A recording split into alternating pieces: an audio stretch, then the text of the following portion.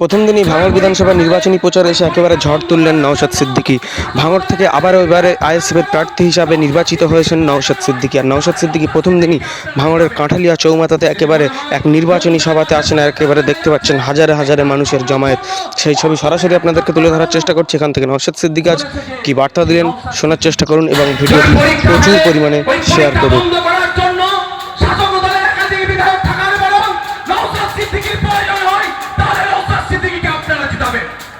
যদি মনে হয় রমজান মাসে ফলের দাম বেড়ে যাচ্ছে, এই দাম কমানোর জন্য অন্তত একজন কথা বলুক।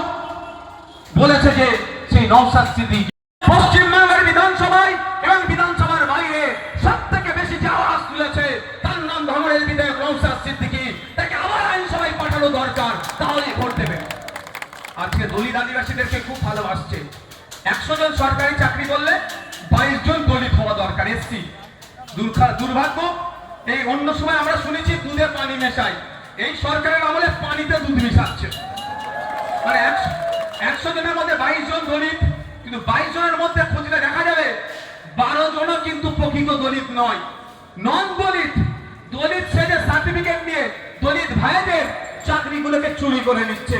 এই চুরির বিরুদ্ধে অন্য কেউ কথা বলেনি, মুখ খোলার সাহস দেখায়নি। 294 এর মধ্যে একমাত্র ভাঙড়ের বিধায়কই আওয়াজ তুলেছে এবং নড়ে চড়ে বসেছে। 100 জন সরকারি চাকরি পেলে 6 জন 6% আদিবাসী ভাইদের চাকরি পাওয়া দরকার।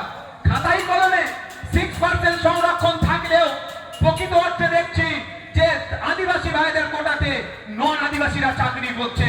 তাহলে আজ এই লাস্ট বলছে এমবিবিএস পশ্চিম বাংলা থেকে আমরা বন্ধ করতে চাইছি। তাই দিকে দিকে আইএসএফ প্রার্থী দিয়েছে, আইএসএফ এর সাথে বামেদের আলোচনা চলছে। গুটি কয়েক সিটে এখনো আমাদের মতনৈক্য হচ্ছে, এক জায়গায় মত হতে পারছি না। বাকি ম্যাক্সিমাম সিটে কিন্তু আমরা ঐক্যবদ্ধ হয়েছি, ঐক্যতে এসেছি। তাই আপনাদের বলবো সেই সুষ্ঠু সমাজ ব্যবস্থা আমরা চাইছি। কেন আপনারা আমাকে ভোট দেবেন না খাম চিহ্নকে? তোলাবাজি বন্ধ করার জন্য। কেন আপনারা আমাকে ভোট দেবেন বা খাম চিহ্নকে ভোট দেবেন এখানে? তার একটা অন্যতম কারণ হচ্ছে এই ভাঙড় 2 নম্বর ব্লকের ভোগালী 1 নম্বর অঞ্চলে এয়ারপোর্টের জন্য জায়গা দেখেছিল, আপনারা জানেন তো? মনে আছে না ভুলে গিয়েছেন? এতটুকু মনে রাখবেন, বাপ দাদাদের রেখে যাওয়া, পূর্বপুরুষে রেখে যাওয়া বাস্তুভিটা, মন্দির, শ্মশান, কবরস্থান, ঈদগাহ এরা কিন্তু কিছুই ছাড়বে না। তো এখনো এয়ারপোর্টের জন্য দখল নিতে পারে। কিন্তু আমার প্রশ্ন, এয়ারপোর্ট হোক, আমি অসুবিধা নয়, কিন্তু কেন 3 ফসলি জমি, 4 ফসলি জমি, ভাঙড়ের জমি, যেই ভাঙড়ের জমিকে তৎকালীন মুখ্যমন্ত্রী বলেছিলেন, প্রাক্তন মুখ্যমন্ত্রী বলেছিলেন এশিয়ার লার্জেস্ট এগ্রিকালচার জোন বানাবো, সেই জায়গাকে কেন বেছে নিচ্ছে? এটা টার্গেট করা হচ্ছে। আপনাদের বলবো, বাঁকুড়াতে জায়গা আছে, পুরুলিয়াতে জায়গা আছে, মালদাতে, অন্ডলে অলরেডি এয়ারপোর্ট হয়ে পড়ে আছে। দরকার লাগলে ওখান থেকে ফ্লাইট টেক অফ ল্যান্ডিং করাও। ভাঙড়ের মতো জায়গায় আমরা এই ভাঙড়ের মানুষের ইচ্ছার বাইরে অনেক 2 বছর আগে বলেছিলাম 1 কোদাল মাটি এয়ারপোর্টের জন্য তুলতেও দেব না, 1 কোদাল মাটি এয়ারপোর্টের জন্য ফেলতেও দেব না। কিন্তু তারপর থেকে দেখুন ষড়যন্ত্র শুরু হয়েছে, কমপ্লেক্সও দিতে হবে। তো আজকে যারা দেখছেন এখানে এই পোস্টাল লাইট, রাস্তাঘাট, ভাঙড়ে একটা যদি ইট গাঁথে উন্নয়নের জন্য, এটা মনে রাখবেন ভাঙড়ের মানুষের জন্যই উন্নয়নটা হচ্ছে। আর ভাঙড়ের মানুষ খাম চিহ্নকে 2021 সালে ভোট দিয়ে বিধানসভায় পাঠিয়েছিল বলে 2011 থেকে 2021 এই 10 বছরে যত টাকা কাজ হয়েছে সনাতনের বিপক্ষে গিয়ে এই 5 বছরে তার থেকে বেশি কাজ আদায় করে নিয়েছে।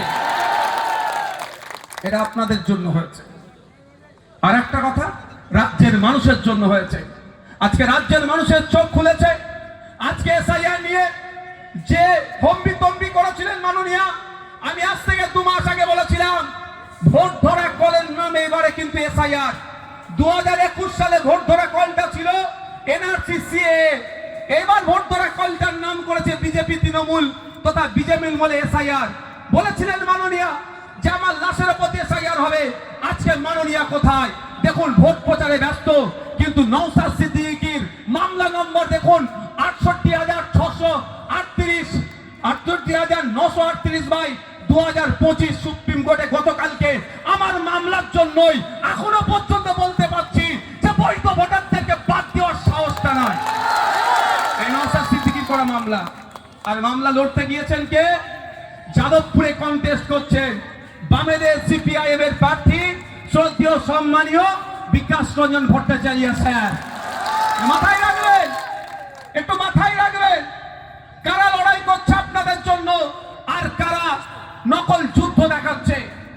যদি সত্যিকারের যুদ্ধ বিজেপির বিরুদ্ধে তৃণমূল করত, এতক্ষণ খাট্টা ধরে শুভেন্দু অধিকারীকে জেলের মধ্যে রাখতো। কিন্তু দুর্ভাগ্য আমাদের, সারা রাজ্যের মানুষ বুঝতে পারছে না। ভাঙড়ের মানুষ কিন্তু বার্তা যেটা দিয়েছে, বা চোখ কান তারা খুলেছে। যেখানেই যাচ্ছি ভাইজান, এবার আপনার মতো পাস করিয়ে বিধানসভায় পাঠাবো। তাই আপনাদের বলবো, আজকে 2026, শ্রীকান্ত হাসদা ইন্টারভিউয়ে গিয়েছে, তারটাও রেকর্ড থাকবে। এবার চাকরি পাওয়ার ক্ষেত্রে দেখলো আমি টাকা মেরে চাকরি নিয়ে নিলাম, লক্ষ্মীদার সাথে অন্যায় হচ্ছে। লক্ষ্মীকান্ত হাসদা যদি চ্যালেঞ্জ করে কার ইন্টারভিউয়ে কে উত্তর দিয়েছে কোর্টের মাধ্যমে দেখানো হোক, তাহলে কি হবে? যার মেধা সে চাকরি পাবে। এই সমাজ ব্যবস্থা আমরা ফিরিয়ে আনতে চাইছি। আর অন্ধকার জগতের প্রাণীরা আলোকে জ্ঞান ঘৃণা করে বলুন তো, এটা হলে আর চুরি করতে পারবে ভাই? আর চুরি হবে না। তাই আপনাদের বলবো, এই কারণে ভোটটা আপনাদের কাছ থেকে চাইছি। আপনারা বলুন, আপনাদের ভোট নিয়ে আমি একটু জানতে চাই, আপনার সাথে প্রতারণা করেছি? একটু আওয়াজ দেবে। আপনাদের ভোট আমি বিক্রি করেছি? আপনাদের ভোট নিয়ে আমি মিনিস্টার হতে পারতাম, এটা আপনারা ভালো করে জানেন তো নাকি? এটা জানেন তো নাকি? একটা নয়, একাধিক মিনিস্টার হয়ে যেতাম। একজন যিনি ভাঙড়ে দাঁড়িয়েছেন তৃণমূলের পক্ষ থেকে, উনি মিনিস্ট্রি নিয়ে কখনো দাদার পায়ে পড়ে তো কখনো দিদির পায়ে পড়ছে, বুঝতে পারছেন? আর আমি আমার ভাঙড়ের ভোটারদেরকে সম্মান জানিয়ে দিয়েছি। ভোট ঘোষণা হয়ে গেছে তো, আমি ভোট আপনাদের বিক্রি করিনি তো ভাই। এই আশাটার, এই ভরসা করে আপনি আমাকে দিয়েছিলেন 2021 সালে, যদি দেশ থেকে কাউকে তাড়িয়ে দেয় ভাইজান লড়াই করবে বলেছিল তো, এই ভরসা করে দিয়েছিলেন তো। আর আজকে আমি বলছি, এসআইআর এ কারো বাবার ক্ষমতা নেই কোন ভারতীয় নামকে কাটার, এটা আপনাকে বলে যাচ্ছি আমি। যেদিনকে লিস্ট পাবলিশ হয়েছে তার কয়েকদিনের মধ্যেই এই নওশাদ সিদ্দিকী কলকাতা হাইকোর্টে ছিল। শুধু হাইকোর্টে নয়, ভোগালী 1 নম্বর অঞ্চলে জয়নাল আর ওর স্ত্রীর নাম কাটা গিয়েছে। ভাই আমার কাছে যে ইনফরমেশন এসেছে আমি তার কাছে বলছি, আরো দুজনের ইনফরমেশন এসেছিল, আমি নিজে ফোন করেছি ভাই। ফোন না ধরলে আমি কি করতে পারি? আমার ছেলেরাও নয়, আমার ছেলেরা একাধিকবার ফোন করেছিল, ফোন ধরেনি। আমি বিশ্বাস করছিলাম না, আমি নিজে দুজনকে ফোন করেছি কিন্তু ফোন ধরেনি। আমার কিছু করার আছে? আমার কাছে যে ইনফরমেশন এসেছে তাদেরকে জিজ্ঞাসা করবেন, এখানে যদি জয়নাল থেকে থাকে, যদি এখানে থাকার না থাকাই কথা। এই আজকে দেখা হয়েছিল ওর সাথে, ওকে কোর্টে নিয়ে গেছি। ও কোর্টে যাওয়ার আগে আমি কোর্টে গিয়ে বসেছিলাম আমার ভোটারের হয়ে মামলা করার জন্য। আমি বলেছিলাম এসআইআর করবে, যে মাস্টার মশাই কোশ্চেন দিচ্ছে, কোশ্চেন নিয়ে যদি টেন্ডি বেন্ডি করে মাস্টার মশাইকে ছেড়ে কথা বলবো না। তো আমার ভাঙড়ের কোনো একজন ভোটার যদি ডিস্টার্ব হয়, তার হয়ে আইনি লড়াই আমি করব বলেছিলাম।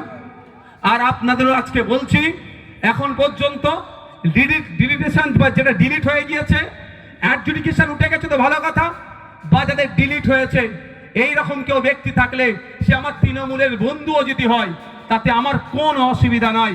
গোপনে আমার সাথে বলুক, তার পরিচয় গোপন রেখে তার হয়েও আমি আইনি লড়াই করবো বিনা পয়সায় তাকে, এটা আমি বার্তা দিয়ে যাই।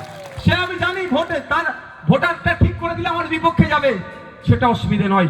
সংবিধানের আর্টিকেল 326 এক্সারসাইজ করবে, সংবিধানকে বাঁচানোর জন্য আমি তার সহযোগিতা করব। ভাঙড়ের ভোটারকে তার ভোটাধিকার রক্ষার জন্য আমি তার সহযোগিতা করব। সাধারণ মানুষ যদি আমার কাছে কেউ আসে, আমি কথা দিচ্ছি, কারো আইনের সহযোগিতা লাগলে আসবেন, ভোট দেবেন না দেবেন আপনাদের ব্যাপার, নিশ্চিন্তে থাকুন। আমি যে ওয়াদা করেছিলাম স্টেজ থেকে, আজকেও ওয়াদা আমি বলছি, যদি কারো আইনের সহযোগিতা লাগে এসআইআর নিয়ে আসবেন। ট্রাইব্যুনালে কিভাবে যেতে হবে, ওখানে কি করতে হবে না করতে হবে, টোটাল আমার অ্যাডভোকেটদের একটা টিম আছে, টোটাল গাইড করবে আপনাকে ফ্রি অফ কস্ট, অর্থাৎ বিনামূল্যে 1 টাকা আপনার খরচ লাগবে না। এটা অনুসরণ করছে, এটাও স্বার্থ থাকতে পারে, বিনা স্বার্থে কিন্তু মানুষ চলে না। আমার স্বার্থটা ওটাই যে মানুষ একটু সুখে থাকুক, শান্তিতে থাকুক, তার অধিকার নিয়ে বেঁচে থাকুক, এটাই হচ্ছে আমার স্বার্থ। বিগত 5 বছরে আমি ভাঙড়ের মানুষকে ধন্যবাদ জানাবো যে আমার পাশে আপনারা ছিলেন। আমি একটা সংবর্ধনা নিতে এসেছিলাম আপনাদের কাছে, সেই সংবর্ধনাতেই আপনি এক প্রার্থীকে রাস্তায় বসিয়ে দিলেন আপনারা। ধন্যবাদ আপনাদের। এই ঋণ আমি কোনোদিন পূরণ করতে পারবো না, এই ভালোবাসা আমি কোনোদিন পরিশোধ করতে পারবো না, এই স্নেহ আমি কোনোদিন আপনাদেরকে সম্পূর্ণরূপে রিটার্ন দিতে পারবো না। তবে অনুরোধ এতটুকুই করব, চোখ কান খুলে রেখে চলবেন। কাগে কান নিয়ে যাচ্ছে বলে কাগের দিকে তারা তাকাবার প্রয়োজন নাই। নিজের কানে হাত দিয়ে দেখুন যে নওশাদ সিদ্দিকীকে আমরা জিতিয়ে বিধানসভার মধ্যে পাঠিয়েছি, যে নওশাদ সিদ্দিকীকে জিতিয়ে আমরা বিধানসভার মধ্যে পাঠিয়েছি, সেই নওশাদ সিদ্দিকী ভাইজান আমাদের পাশে ছিল কি ছিল না, নাগরিকের পাশে ছিল কি ছিল না, না এসি রুমে বসেছিল আর 4.5 বছর পরে আসলো। আমি দায়িত্ব নিয়ে বলতে পারি এমন কোন বিধায়ক নয় যে তার বিধানসভায় নওশাদ সিদ্দিকী ভাঙড়ের বিধায়ক যে টাইম দিয়েছে সেই রকম টাইম দিয়েছে কেউ দেখাতে পারবে না। আমি কিন্তু বড় প্রোগ্রাম করিনি, বেশি বুথে বুথে চলে গেছি, মানুষের সমস্যা শুনে সমাধান করার চেষ্টা করেছি। বিজয়গঞ্জ বাজার থেকে দাঁড়িয়ে একটা কথা বলিয়েছিলাম, একটা কমিটমেন্ট করিয়েছিলাম শ্রদ্ধেয় সম্মানীয় বিমান স্যারকে, যদি আমরা সরকারে আসি হিমঘর করব। কিন্তু দুর্ভাগ্য, ভাঙড় ছাড়া সারা রাজ্যের মানুষ বিজয়মূলের ট্যাপে পড়ে গিয়েছিল। আমি মনে করি আজকের দিনে সব থেকে চালাক, সাহসী, বিপ্লবী মানুষের নাম হচ্ছে ভাঙড়ের মানুষ। তারা সাহস দেখিয়েছিল। সারা রাজ্যের মানুষ, সুজাপুর থেকে, মালদা থেকে, দিনাজপুর থেকে, যেখানে কোনোদিনের জন্য তৃণমূল রাগাতে পারেনি, সেখানেও তারা জিতেছিল ব্যাপক লিডে। কারণ সিএনআরসি করে তাড়িয়ে দেবে ভাঙড়ের মানুষ দৃষ্টান্ত দেখিয়েছিল। কিন্তু আজকে আমরা সেখানে ক্ষমতায় না যাওয়ার ফলে হিমঘর নিচে তৈরি করতে পারিনি। কিন্তু খোঁজ নিয়ে দেখুন, বিধানসভার মধ্যে লাইভ টিভি হয় না। সমস্যা এখানে লাইভ টিভি হয় না।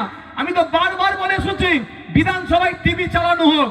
বিধানসভার মধ্যে নওশাদ সিদ্দিকী জনগণের জন্য, ভাঙড়ের মায়েদের জন্য, ভাঙড়ের বোনেদের জন্য, ভাঙড়ের কৃষকদের জন্য, ভাঙড়ের লেদার কমপ্লেক্স নিয়ে, ভাঙড়ের চাষিদেরকে নিয়ে, ভাঙড়ের ছাত্র যুবদেরকে নিয়ে, ভাঙড়ের প্লেয়ারদেরকে নিয়ে কি আওয়াজ তুলছে তথা রাজ্যের মানুষের জন্য কি কথা বলছে। তাহলে লাইভ টিভি থাকলে আজকে আমাকে কিন্তু গলা ফাটাতে হতো না। বড় এলসিডি লাগিয়ে ওটা জ্যাকটা গুঁজে দিত, আমার বিধায়ক বিধানসভায় কি করেছে দেখো, ইচ্ছা হলে ভোট দাও, নালে ভোট দেবে না বলে দিত, তাই না? আমি যা কথা বলেছি জানিয়ে দিতে চাই, আমার ওপরে এত রাগ কেন? শুভেন্দু অধিকারীকে নিয়ে এদের চিন্তা নয়, নওশাদ সিদ্দিকীকে নিয়ে চিন্তা।